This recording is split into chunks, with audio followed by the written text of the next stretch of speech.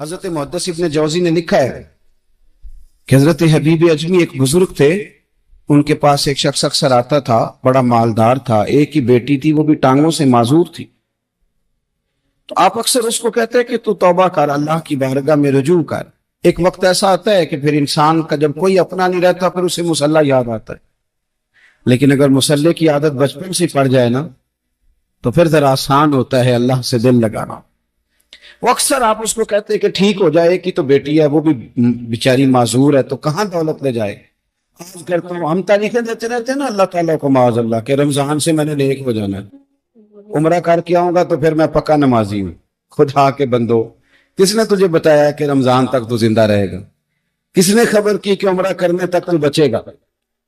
حضرت حبیب اجمی اس کو کہتے تو کہتا بڑی جلدی ٹھیک ہو جاؤں گا۔ ایک دن سویرے سویرے توبہ کرنے آ گیا۔ آپ نے فرمایا کیا ہوا؟ تو کہنے لگا حضرت جی کل ایک 15 سال کا نوجوان ملا ہے اور مجھے توبہ کرا گیا۔ مزہ ہی اس عمر میں اللہ اللہ کرنے کا، نبی کریم سے محبت بھی کرنی ہو تو یہی عمر ہے۔ عشق لگا سی کھیڈاں کھیڈ دینوں تے پھر مینوں کھیڈاں بھول بھول گئیاں، کجل پایا سی میں یار دے ویکھنے نوں، پھر او دی یاد وچ روندیاں ہی رول گئیاں۔ حیدر شاہ اس گلی کدے نہ رول پر ہن تے رول گئی۔ جن لوگوں نے ابو جہل کو قتل کیا تھا ان کی عمر بھی 15 سال۔ ہم تو بڑے نہیں نہ ہوتے ساری زندگی، نہ ہمیں کو بڑا ہونے دیتا ہے، ہم بڑے نہیں ہوتے، یہ تو عمر ہے کچھ کر گزرنے کی۔ 15 سال کا نوجوان توبہ کرا گیا تو حضرت حبیب اجمی کہنے لگے وہ کیسے؟ کہنے لگا حضرت جی میں کل منڈی گیا تھا، مجھے کچھ سامان خریدنا تھا، تو بغداد کے بازار سے میں نے مچھلی خرید لی 10 کلو، باقی بھی سامان تو اب خود لے جا نہیں سکتا تھا۔ تو مزدور آپ کو پتا ہے بیچارے آج بھی سڑکوں پہ بیٹھے ہیں، تو مزدور بیٹھے تھے تو ان میں ایک نوجوان 14-15 سال کا، چہرے پہ بڑی روشنی۔ میں نے اس کو کہا بیٹے مزدوری کرو گے؟ کہنے لگا حضور مزدوری بھی کرتا ہوں، پڑھائی بھی کرتا ہوں، اور جو اللہ کو منظور ہو اس کی عبادت بھی کرتا ہوں۔ میں نے اسے کہا کہ یہ میرا سامان ہے فلان جگہ پہنچانا، کیا لوگے؟ کہنے لگا 3 دینار مزدوری۔ سودا طے ہو گیا، اس نے سامان اٹھا لیا۔ کہتے ہیں رستے میں ظہر کا وقت ہو گیا، کہنے لگا چچا اگر اجازت ہو تو نماز پڑھ دو۔ 15 سال کا تھا۔ کہتے میں رکھ کے نا وہاں سامان تو پھٹے پہ بیٹھ گیا، وہ نماز پڑھنے چلا گیا۔ باقی لوگ دیر سے آئے، وہ بچہ جلدی آ گیا۔ میں نے کہا بیٹے آپ جلدی آ گئے؟ کہنے لگے نفل چھوڑ دیے، آپ یہی نہ سمجھ لیں کہ کام چور ہے، میں بعد میں پڑھ لوں گا۔ کہتے ہیں وہ دوپہر کا وقت، رمضان بھی نہیں تھا، میں اس بچے کو نوجوان گھر لے گیا اور میں نے اپنی بیوی سے کہا کہ بڑا نیک ہے، نمازی ہے، اور راستے میں یہ بھی ہوا ہے کہ میں نے اسے ایک دفعہ کہا ہے کہ یہ مجھے تھوڑی دیر کے لیے دے دو، گرمی بڑی ہے، تمہیں پسینہ آ رہا ہے، میں اٹھا لیتا ہوں۔ کہنے لگا نہیں چچا میں رزق حلال کھاتا ہوں، اگر آپ اٹھائیں گے تو میں 3 دینار مزدوری پوری نہیں لوں گا، پھر پیسے کم کروں گا، میں نے طے کیا ہے کہ اٹھاؤں گا۔ تو کہتے ہیں میں نے اپنی بیوی کو بتایا تو بڑی متاثر ہوئی، کہنے لگی دوپہر کا کھانا پک گیا، اسے کو روٹی کھا لے، رمضان بھی نہیں تھا۔ کہتے میں باہر نکلا، اس کو 3 دینار تھمائے، تو میں نے کہا بیٹے ایک بات میری مانو گے؟ کہنے لگا بتائیے۔ میں نے کہا کھانا پکائے کھا لو۔ کہنے لگا میں معافی چاہتا ہوں، میں نے روزہ رکھا ہوا ہے۔ حضور نے حکم دیا، حکم نبی کریم نے حکم دیا، بخاری مسلم کی حدیث ہے، فرمایا نوجوانوں اگر تمہارے پاس طاقت ہے تو نکاح کر لو ورنہ روزے رکھو۔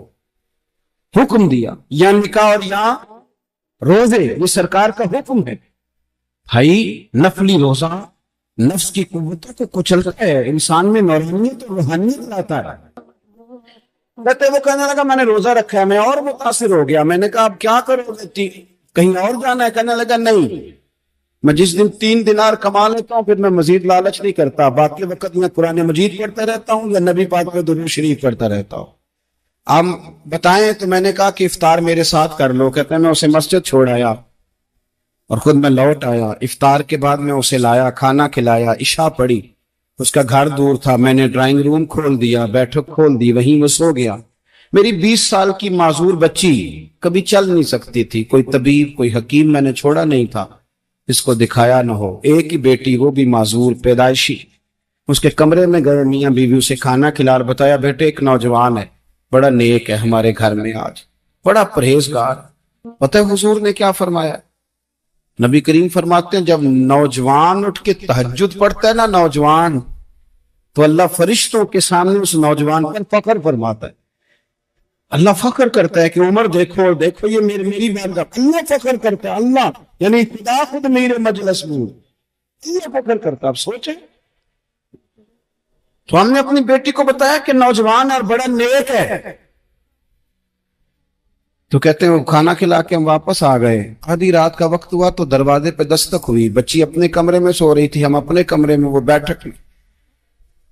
گھبرا کے اٹھے کہ اس وقت کون ہے دروازے پہ؟ تو بیٹی کہنے لگی ابا دروازہ تو کھولنا.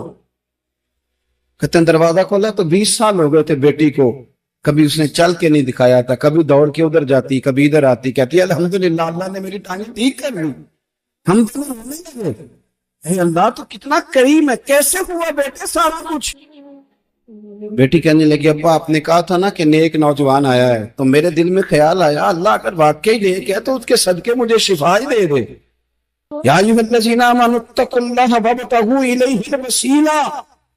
تو کہنے لگی ابھی میری دعا بھی پوری نہیں ہوئی تو رب کریم نے فضل کیا ہے اور مجھے شفا عطا کر دی. کہتے ہم دوڑ کے اس کے کمرے میں گئے, اور جب ہم نے ہاتھ رکھا تو دروازہ پہلے سے کھلا تھا. ایک خط چھوڑ گیا تھا. آج کل کے پیر کی کرامت ہوتی تو فیس بک پہ دے دیتا, باقیوں کو بھی ذرا پتا چلے. کہتے ہیں وہ خط چھوڑ گیا اپنے بستر پہ کہ اگر تم لوگوں کو مجھ سے محبت ہو گئی ہے تو میرے پیچھے نہ دوڑنا, اس رب کی بارگاہ میں جھکنا جس رب نے میرے اوپر بھی فضل فرمایا ہے, آپ پر بھی کرم فرمایا. میرے نوجوان دوستو, یہ جو بچپنا ہمیں لوگ کہتے ہیں نا ابھی بچے ہو, ابھی جب آپ بالغ ہو گئے تو نماز فرض ہو گئی, سچ بولنا ضروری ہو گیا, رزق حلال کھانا ضروری ہو گیا, شریعت ساری کی ساری لاگو ہو. ایک تو درگزر سے کام نہیں, دوسرا اپنی زندگی کے اندر خواہشات کو چھوڑیں. سادہ کھانا تو ویسے انسان کو تندرست رکھتا ہے. یہ جو چکر ہم نے ڈالا ہوا نا مرضیاں کرنے کا, اب موٹر سائیکل بالکل اچھی بھلی ہوتی ہے پر سفارش یہ ہے کہ ماڈل پرانا ہو گیا ہے, تو یہ تو کمزور لوگوں کی علامت.